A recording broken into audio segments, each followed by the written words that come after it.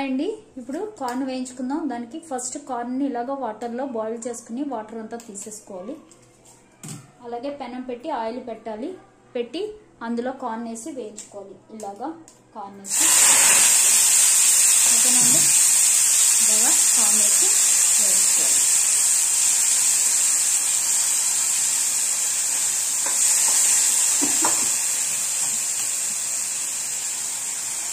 చూసారు కదా, ఇలాగ ఆయిల్ వేసి ఇలాగా వాటర్ అంతా తీసేసి ఆయిల్లో వీటిని ఎర్రగా వేయించుకోవాలండి. ఇలా వేయించుకోవాలి. చూసారు కదా, ఇలా వేయించాలి.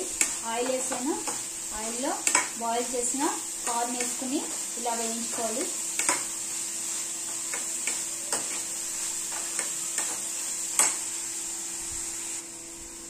చూసారు కదా, వేగిపోయాయి. ఇప్పుడు మనం ఇందులో సాల్ట్, రెడ్ చిల్లీ పౌడర్ వేసుకుందాం. సాల్ట్,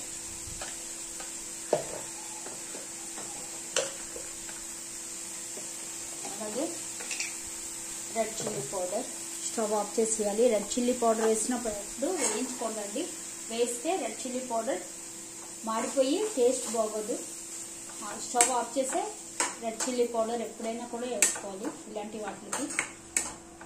చూసారు కదా ఎంత బాగున్నాయో. ఇవి ఇలా తింటే బాగుంటాయి. లేదు ఇందులో కొంచెం బటర్ కూడా వేసుకుంటే బాగుంటుంది. చూసారు కదా, ఇలాగా కొంచెం బటర్ వేసుకోవాలి. ఎక్కువ వేస్తే మళ్ళీ ఆయిల్ పోదు.